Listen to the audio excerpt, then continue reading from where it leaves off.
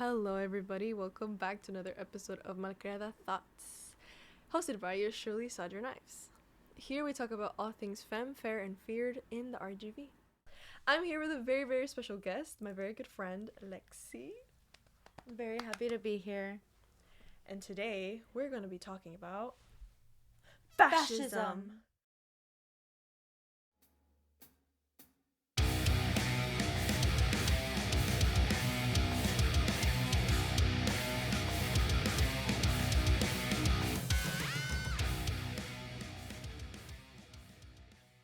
So I know that we are very giggly and very enthusiastic, but we're just happy because we're together and we're celebrating friendship.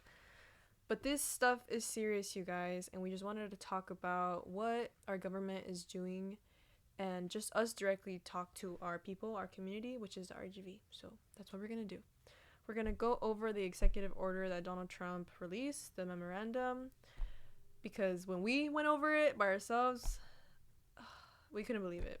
I think that it's important that we as a community start to educate ourselves, and I think that Zadria is doing a very amazing job at that. And just continue to keep updating yourselves with as much information as you can. Thank you so much. And yeah, like knowledge is power. You and everyone is entitled to education and knowledge, and you could seek it out. Like that's okay. It's okay for you to do. It's okay to ask questions and yeah. All right, guys. Let's go over this stupid shit.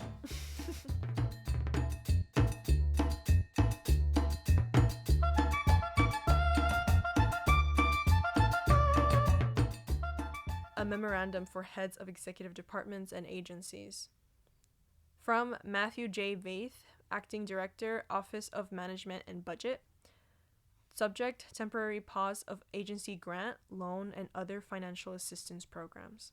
The American people elected Donald J. Trump to be President of the United States and gave him a mandate to increase the impact of every federal taxpayer dollar in fiscal year 2024. Of the nearly $10 trillion that the federal government spent, more than $3 trillion was federal financial assistance, such as grants and loans. Career and political appointees in the executive branch have a duty to align federal spending and action with the will of the American people as expressed through presidential priorities. Financial assistance should be dedicated to advancing the administration's policies, focusing taxpayer dollars to advance a stronger and safer America, eliminating the financial burden of inflation for citizens, unleashing American energy and manufacturing, ending wokeness, and the and the weaponization of government, promoting efficiency in government, and making America healthy again.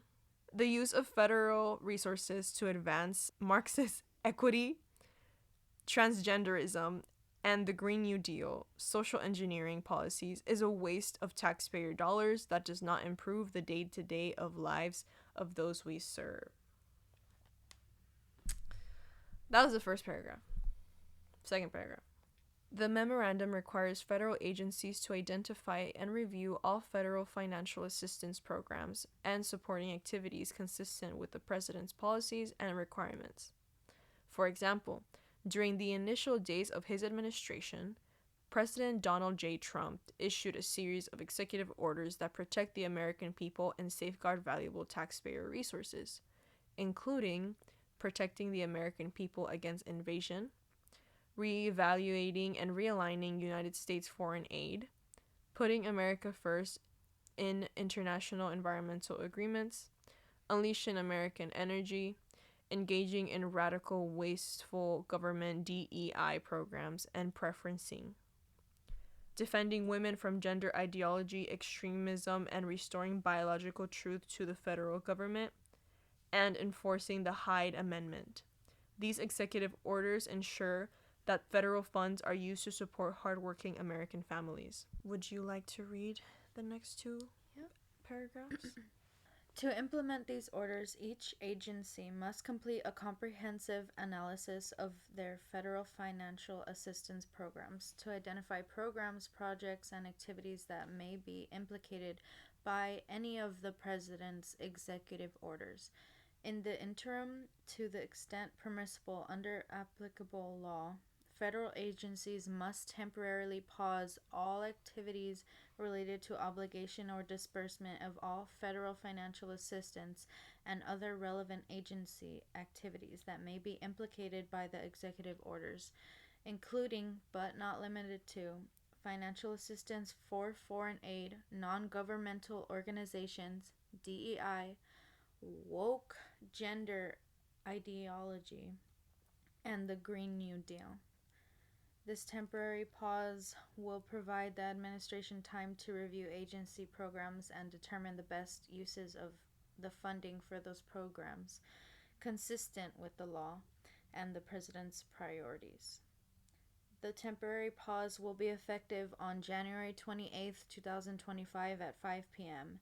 Even before completing their comprehensive analysis, federal agencies must immediately identify any legally mandated actions or deadlines for assistance programs arising while the pause remains in effect.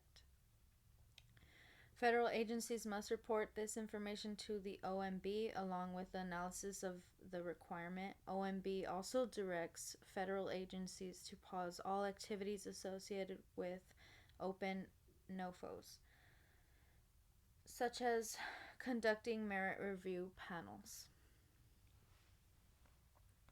All right, last section. No later than February 10th, 2025, agencies shall submit to OMB detailed information on any programs, projects, or activities subject to this pause. Each agency must pause 1. Issuance of new awards, 2. Disbursement of federal funds under all open awards, 3. Other relevant agency actions that may be implicated by the executive orders to the extent permissible by law, until OMB has reviewed the provided guidance to your agency with respect to the information submitted. OMB may grant exceptions allowing federal agencies to issue new awards or take other actions on a case-by-case basis. To the extent required by law, federal agencies may continue taking certain administrative actions, such as close out of federal awards or recording obligations expressly required by law. Additionally, agencies must, for each federal financial assistance program, 1. Assign responsibility and oversight to a senior political appointee to ensure federal financial assistance conforms to administration priorities. 2. Review currently pending federal assistance announcements to ensure administration priorities are addressed and subject to program statutory authority. Modify unpublished federal financial assistance announcements, withdraw any announcements already published, and to the extent permissible by law, cancel awards already awarded that are in conflict with the administration's priorities. And 3. Ensure adequate oversight of federal financial assistance programs and initiate investigations when warranted to identify underperforming recipients and address identified issues up to and including cancellation of awards.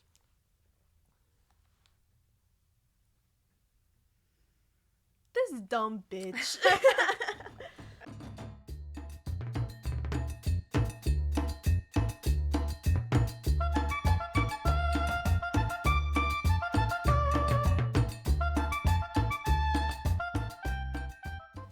That was a lot of jargon, a lot of words. Don't worry, we're going to break it down.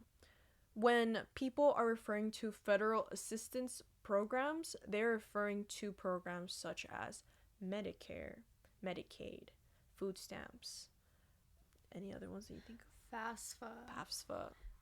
Even the work study that comes from FAFSA, federally paid jobs. It's a lot. It's a lot of the programs that I know many of our community depends on, and not they depend on it, but not because they are evil people stealing resources. Like, no, this is our home. Whether you like it or not. Immediately, this executive order was blocked by federal judges. So we don't know where this is going to end. We're just reporting on what is known. Let's just start with like the numbers in the first paragraph. It says that from the $10 trillion that the federal government spent, more than 3 trillion was given in federal financial assistance. What if I told you that you're entitled to assistance from your government? What if I told you that? People are so embarrassed to accept help. That's what I get from most people. Like, they're like, no, I'm not on food stamps. So, like you, it's like, okay. Sorry, I want people to be able to eat. Is that such a horrible thing? Also, the process of getting into these programs are lengthy, and they do require a good amount of information from the individual stating that they do reside here in the U.S. and they are qualified to meet these. And if qualifications aren't even met in the slightest bit, it can cause us to not even be able to get that help. There's already so many hurdles in order to even qualify for these programs, and now they want to reevaluate all of them and make it even more difficult. Like, that makes no sense. Also, in the first paragraph, they mentioned that they want to end wokeness. The fact that they're using this term, like this term wokeness, is such a dog whistle. It's such a scam because people who aren't familiar with that term before it was like overtaken by MAGA people, people just complaining that there's diversity now, like, and that's being celebrated. People, like, that makes me so annoyed, and it's deceptive because people are not going to understand this lengthy ass thing that's literally repetitive. It's so repetitive, and it's saying the exact same thing like over and over and over. But people are going to understand, I want to get rid of wokeness. Yeah. And they're going to support that because what do they hear when they hear wokeness? They're just like, oh, it's people talking about diversity and inclusion and social justice. I don't want to think about that. So that's the one, like, I guess, phrase that people would be able to like understand out of all this other legal jargon. Can we actually say the dictionary term for the word wokeness? Yes. So it is defined as the quality of being alert to and concerned about social injustice and discrimination. Why would they want to end that? Because they're interested in preserving the bigotry and the fascist ideologies that came from America. The United States, it wasn't built on anything good. It doesn't have a good foundation whatsoever. Because even if they were trying to do something revolutionary, they were only trying to do something revolutionary for a certain group of people. White cis men with land. We're not that. Obviously. Ever since then, like, people still are like, oh, well, the founding fathers, like, fuck the founding fathers, dude. They did. What if I told you that they don't know what they were talking about? What if I told you that? What if I tell you that maybe your mom knows more when it comes to managing a household and managing a people than than the fucking founding fathers? What if I said that? You wouldn't be wrong. Yeah. And not only that, they specifically call out Marxist equity, dude. Marxist equity and transgenderism. Okay. That's when I was like, oh my fucking god.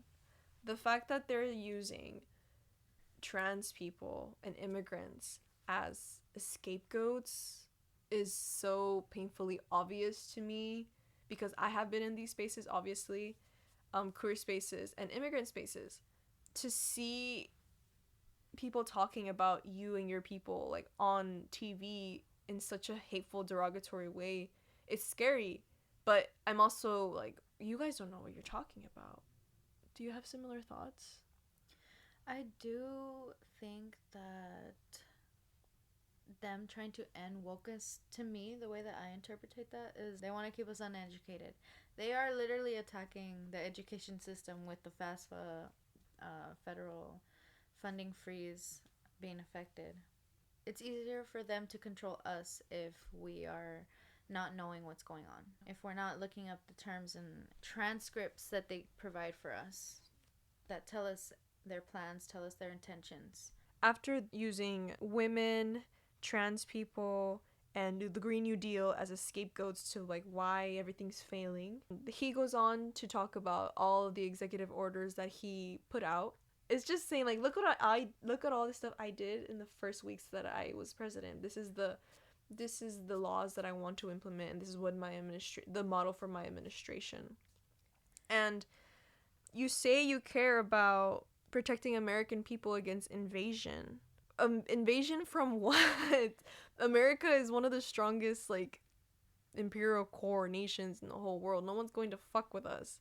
So trying to invest more into the military or whatever, like that's not gonna do anything. And if anything, all you're doing is keeping families apart, keeping families of military veterans apart, veterans and active duty members. How does sending the head of the household away on a foreign land, on a foreign country, going to do anything for the American family, especially military families?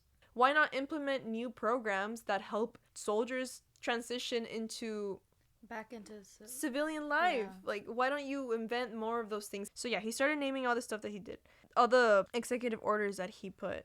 Also, America First is a term that was coined by KKK members, by white supremacists. Just so y'all know.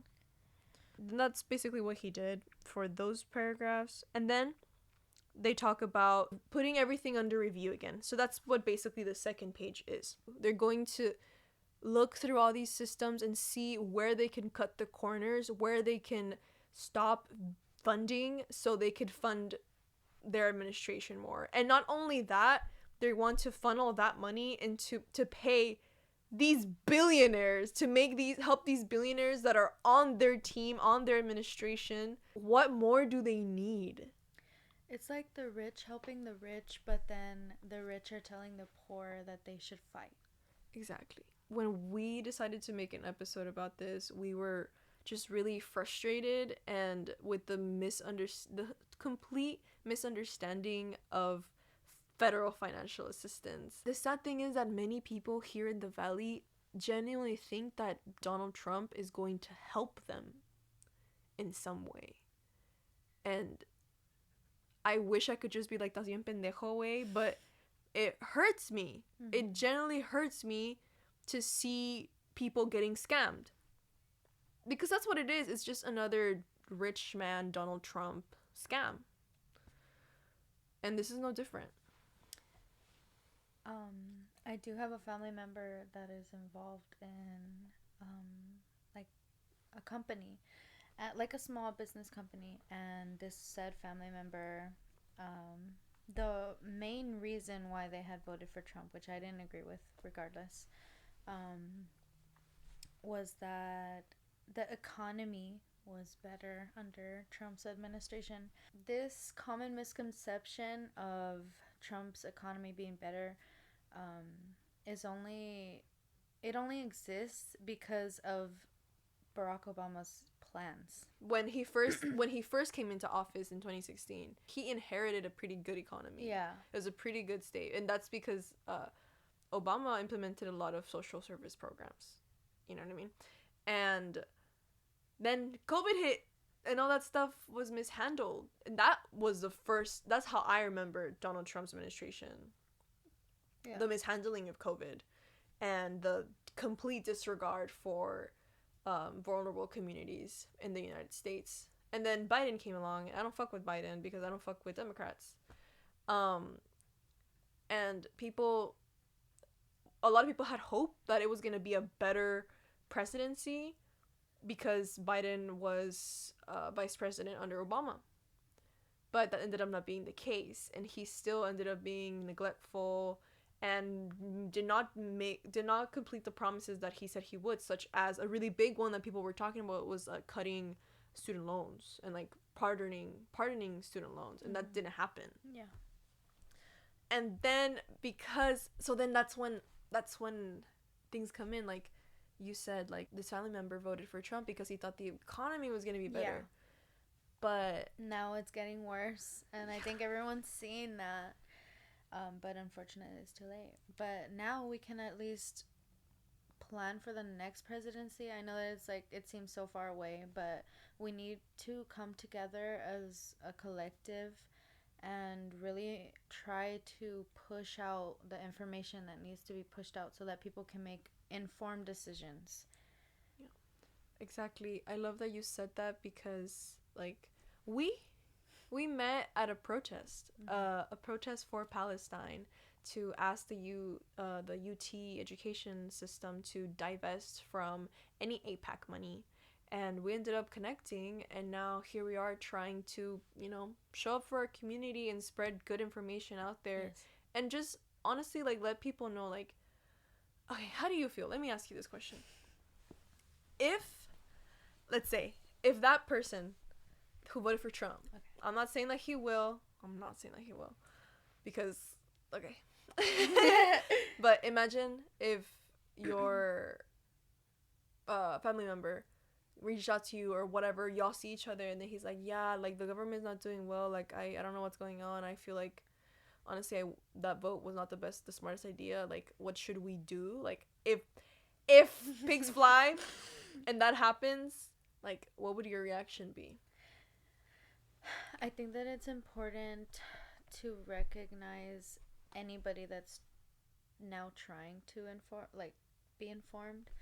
Um, but I do think that it's on every individual to recognize just how much um, they're willing to like learn about what's going on, what's really going on in our country. I think I would probably send him on send that person onto social media. You can even look on your For You page on TikTok. Like literally, if you're gonna be doom scrolling, might as well doom scroll and get some information. Like, turn your bad habits into something productive as much as you possibly can. Community, community, community. Yeah. That's the If you get anything from this episode, just let it be that word ringing in your head. Like, community is key, because we're trying to be divided. We're constantly being chopped up into different pieces, so we can't come together again by the system. We're in this meat grinder, this butcher factory of little dreamers, little humans. Community is the number one place that we're trying to go to ground ourselves, keep each other sane in these times. Like, bitch, we're going through it. Like, you think we're not? Like, like, bitch, we're in the valley. Yeah. That's like... But I love it here, and I love my people. We love our people. Yes. And yeah. So I love that you mentioned like yeah, there's like room to grow. But I also want to point out, like, this Trump administration, was something so evil, something so dark, which I know that evil and hatred exists in the world, but the fact that so many people, so many Latinos voted for this man, It's very disappointing. It's disappointing. It's not surprising, but it's disappointing because, damn, like, I thought we were on our way to be better and come together at a better way, but hatred is that strong. The thing I wanted to point out was, it's important to allow people to believe that people can change and grow, but I'm keeping my eye on you. Like, I'm not...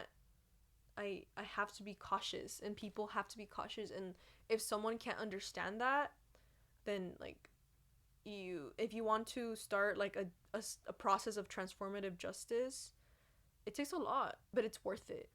It's worth it. I don't feel like interacting with any Trump supporters. I don't feel like doing that. But if there ever is like people who are willing to, like, hey, like, I think it's gone too far, I don't know where I'm going, like, I welcome that. I welcome your ability to change your mind, and I welcome the ability to pivot. Just pivot. You can do it at any time, because I'm telling you right now, the things you're trying to chase, like the things that these people are trying to chase, like I'm trying to get into the mind of a little Latino boy who thinks that he's gonna be rich, he's gonna have his wife, his troca, his kids, like his ranchito. Like I'm trying to get into your minds because, like, yes, we can do this fight without you, but it would fucking help a lot more if we could do it and depend on y'all, because women don't feel safe. Women don't feel safe. Queer people don't feel safe. Children don't even feel safe going to schools. And their Donald Trump's reaction to that is, I know, let's cut all the federal funds so you don't have to go to school, you just have to go to a private Christian school. What? That makes no sense. That makes no sense. And I understand. I want to harvest like a place that can help us get to that better understanding, like, okay, we fucked up, but what now? And I know a lot of people on the left are kind of thinking that way. A lot of new people who are barely, getting into politics and all that stuff. But yeah, like, I welcome it. I really, really do. I also think that right now is a good a time as ever to start questioning things. Yes. Like, it's important for you to be like, wait, why does this happen this way? Or why is this law written like this? Or, why are all of the news stations saying the exact same things? Why are they using these words? It's important to start being more aware of your surroundings, especially now that like Gen Z's getting a little older. I hope that we can just band together and really like fix what we got left with. I know it's like yeah, but I think that we can do it, like if we support each other even just when we can. I know all of our schedules are messed up emotionally. I do think that we all have our issues, our burdens, our trauma, dude. yeah, our lore. Our lore. But it's important that we realize also that everything is happening all at once, and I know that it can seem daunting also to think about, but it's something that we have to come to reality with so that we can change that. And we don't have to be doom scrolling, and we don't have to be bed rotting, and we don't have to be stuck in these predicaments that we've been handed. And to end things off like on a good note, I see a lot of people showing up recently, you know what I mean? To community pulgas, to community events, protests, like boycotting. People are showing up, you know what I mean? Like, people are doing this damn thing, and it's small, sometimes it's small little times where you have to catch it, but I see it. And you're not gonna be able to see it if you don't go out and interact with community and see that happening, and I believe in you guys. I believe that you guys are smart enough to understand that this is just greed, and this is Corporate greed, and ancient, also it's ancient greed, because this cycle, we've been seeing this cycle across history over and over and over again. Fascism has always been here, and United States soil, not the land before. No land has fascism. Like, that's a human thing that that got created because of greed. It's the biggest manifestation of greed and hatred, and we have the capability to be able to rise above that. Like, I genuinely believe that we do. It's just that people are so disoriented right now. Yeah. And have been disoriented for a long time, but I believe in the kiddos. Yeah. I believe in the Gen Zers. Like, maybe I'm being too radically optimistic or whatever, but I genuinely do. Like, I see the shows. I see like kiddos like organizing shows, like benefit shows for Palestine and these places. Like, I see y'all. I see y'all, and that's amazing. And more benefit shows to come, hopefully. Yes. Speaking about Palestine, we wanted to talk about this specifically because it's important to center the most vulnerable people. And the most vulnerable people are and have always been indigenous groups, the indigenous people of every single land. And we wanted to talk about a little bit about global resistance. So, as you see, this Trump administration is heavily bringing down their hatred and awful policies against immigrants. And I see a lot of protests with immigrants. Usually, it has to do with Mexico, though. It's usually Mexican flag. It's usually got people celebrating their Mexican heritage proudly out in the open, and I appreciate that. However, I do want to remind y'all, and just a friendly reminder for Mexicans, it's in our history that a lot of us come to the US, but we aren't the only ones who are immigrants. We aren't. There are many different types of people who come from all over the world to seek for a better life in America. Middle Eastern folk, Haitian folk, people from different Latin American countries, not just Mexico. And El Salvador, everywhere, like Venezuela. Borderlands are so crazy. We see so many different cultures. The only refugees and immigrants, like, we aren't the only, they're not just from Mexico, is what I'm trying to say. Like, the immigrant identity can apply to anyone. That's something that Mexicans, something we need to do a better job at remembering. I do want to say on a side note that it is very immature for somebody of the level of power that Donald Trump has to be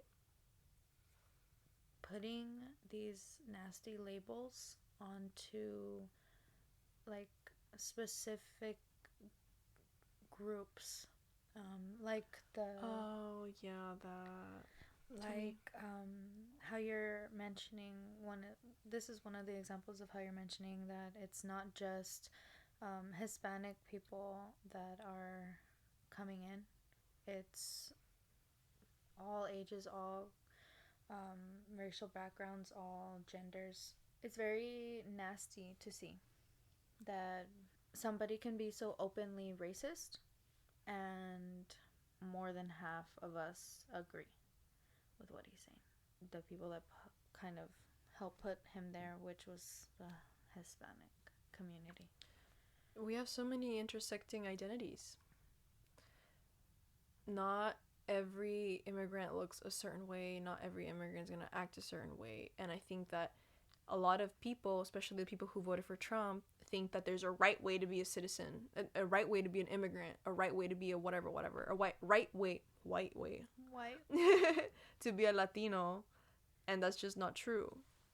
Because no matter what, like, no matter how hard you try to assimilate, no matter how hard you try to be like American, you're just not going to be seen as that ever by white Americans. You're not. And the fact that people think that there's a chance for them to join this homogenous like society is insane, because that's just not going to happen. They need that divide so they can feel superior. Racist people need that divide and that division so they could feel superior. They need to be the majority. They cannot afford to be the minority because they are scared of the past and they're guilty. They know they're guilty. They're benefiting off. Let me not. No, keep going. Really? Yes. They're benefiting, like, and not just them, like us, anyone who is on American soil, we are benefiting in a way. Either we're benefiting from exploitation to a certain degree, like all of us. Yeah, America was founded on exploitation. Exactly. And it sucks that this information isn't so accessible in schools, but we could seek this out. It's the least we could do to show solidarity for our friends around the globe, our fellow human beings. I don't know if I'm being clear enough, because I know it could be overwhelming. It could be overwhelming. but I care. Like, I give a shit. Like, if a girl around the world like is like starving, like that keeps me up at night, you know? And the fact that it doesn't keep a president up at night is insane.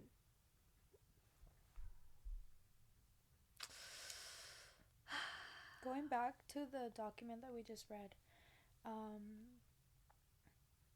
I like how it mentions both the it states that it wants to do everything for America, but only if it coincides with the president's own personal beliefs, own agenda. And I just don't think that that's right. They are treating this, we're seeing the beginning of like a dictator basically forming right before our eyes. And it's sickening to watch, it's disgusting, but we're not going to just turn over and accept it, because we're going to say what it is. We're going to call it out. We're going to say this is wrong. No matter if you guys think that, not you guys specifically, but a hater or a bigot thinks that we're not talking, we're not saying the right things, or we're not being our best behaved selves, like, we don't care. Like, or would people think that we look crazy, or we think that because we believe in the civil liberties of everyone, like, that's fine. Like, you can think that we're crazy. Like, I'm more than happy with like people thinking that. Like, need to be unapologetic with this shit, because we're not gonna find anyone to validate us within the system. We're not. I don't think so. But like I said, we have our communities. Going back to what we were talking about, global solidarity, it's important to recognize the indigenous people of each land. Here in the valley, the indigenous group that would reside here prior to colonization was the Coahuiltecans. So, if you don't know, now you know, and you have homework. But there are indigenous people all over the world. The land that we are on, like, girl, like, Dubai was just built like two minutes ago. Israel was made two minutes ago. The United States was made 2 minutes ago. Like, it, like, compared to the ancient like knowledge and ancient like establishment that was here before this land was colonized, it's nothing. It's a blip. It's a blip in time. And we have roots to that, bitch. Yeah. We're Latinos. We're in that word. That word in itself is so much. But we have Latin American roots. So we can't just ignore that. And we're not gonna get anywhere if we're just assimilating to what the colonizer wants us to be. Like, no. Also, like 99% of the time, the colonizer has more money. Yeah. Because they're taking from you and your community. Yeah. The reason why the economy was so good is because they were exploiting people, but not as many people as you thought. Like, they were still exploiting people. People were still getting underpaid before the Trump administration. That's something that I need to put out there. It's not just for Trump. It's not just Trump. It's literally not just him. It's the entire system. That system needs to be reevaluated. Not the fucking federal financial assistance programs. Yeah. It's the system itself that needs to be reevaluated. It's the Constitution itself that needs to be reevaluated. And not for his stupid, bigoted reasons either. But because of all the fucking bullshit that this country was built on. Sorry, pardon my French. But it's true. And that's how I feel. We can only progress. We can't go back. What is there left to preserve? Asbestos? No. Lead paint? Like, what? Shitty healthcare system? No, leave it all behind. And, yeah, like, hello? Anything else to add? I think it's, like, important now more than ever for us to come together, spend our time wisely. I know it's hard. We're having to be adults now. We can do it. It's possible. It is possible. Radical optimism. Radical optimism. I'm grateful that we met, though. Yes, I am too. I need to be surrounded in strong, Powerful. well-educated women. Getting your degree. Yes, degree girlies. Period. Yeah.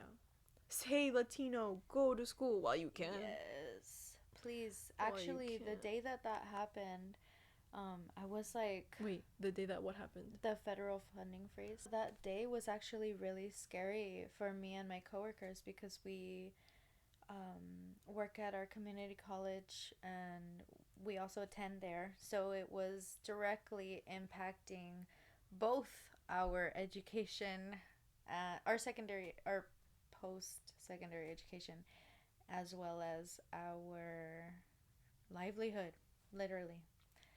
And me, as a single mother of two, I really am depending on the salary that I get, which isn't even a lot, um, as well as my literal like chance at a better life, which would be through the education that FAFSA offers. So it was really scary. Another one of my coworkers, she's also a mother, and two of my other coworkers, they're not parents, but they do need the money. You know, most of us here are not well off, so getting the chance to go to school is a privilege that we were all realizing how grateful we are to have.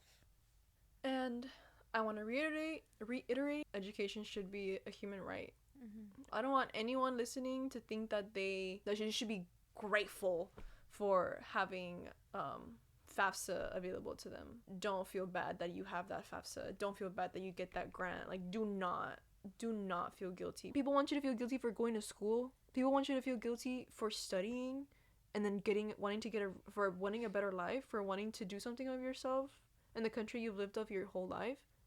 That's insane. And I don't want anyone to gaslight y'all into thinking that you don't deserve that, because you do. You deserve food, you deserve shelter, you deserve education, you deserve healthcare, and you deserve love. Mm-hmm. Believe it or not, you do. And there are people out there are people here in the valley who are working on spreading that message and making that heard.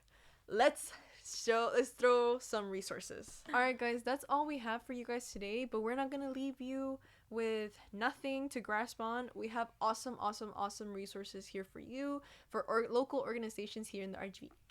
So first, I have Texas Rising. Well, Texas Rising is essentially a nonprofit organization that tracks policies in Texas. So you could go to them and you could learn about how to vote, what policies are going to be implemented, and how they're going to affect you specifically, you or your friends, your families, that kind of stuff. They basically are the policy watchdog for Texas policies and Texas legislation. So do check them out. Then I have Bolt Cutter Collective. Bolt Cutter Collective is an amazing collective that focuses on mutual aid. They host free purga events, as well as pass out essential resources to the community, such as condoms, contraceptives, emergency contraceptives. They also do workshops sometimes at their free pulgas and free events. They do workshops. Last time they did a workshop for mechanic, how to change a tire for free. They teach you how to change a tire for free. And they also had a union 101 course that I missed out on, but hopefully I get to check out another one again. So we also have Frontera Fund RGV, which is their handle on Instagram. And this is coming straight from their bio. They are an abortion fund for the RGV, fighting for abortion access for everyone who needs it. They have a call or text hotline in their bio. They are located in McAllen, Texas. Then I have Voces Unidas RGV. They are an RGV community with healing-centered programming and capacity building. And they do a lot of cool pop-ups. They do cool events. Go check them out, you guys. I saw them at an organization fair not too long ago. So please check them out. So we also have Lupe_RGV, which is their username handle on Instagram. This is coming from their bio. We are a grassroots organization transforming the Rio Grande Valley along the Texas-Mexico border. Lupe is an organization that is trying to help immigrants and their families here from the RGV. Yes. Last but certainly not least, we have STEP RGV. STEP RGV is an amazing organization. STEP stands for South Texas Equality Project, and it focuses on providing safe spaces and safe events for queer folks. They have amazing programs. They have just a bunch of support groups. They have cool events going on that are safe and healthy because, we have to keep our queer kiddos and our queer community safe. I think those were all. All right. Thank you guys so much for listening to another episode of Marcar the Thoughts. This one was a little heavy because we talk about politics, but we kind of talk about politics all the time, no? I had a good time talking here with my friend Lexi. We've been meaning to do this. Yeah. Pero se nos escapa, but we got it and we did it. And Yes. I'm so happy that you did. I'm really thankful to have been part of this episode, and I hope that if the viewers get anything from this, it is that we are trying to make a strong community of well-informed people. Yes. You know.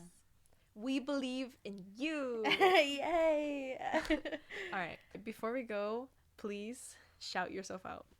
My name is Lexi. You can catch me on Instagram, maybe sometimes when I'm not busy, at Awamori with 4 eyes. And don't worry, everything for Lexi will be linked. All right, you guys, that's all I had for you guys today. Thank you so much for listening to another episode of Marcar the Thoughts, hosted by yours truly, Zadria Knives, and Lexi. signing off. Yes!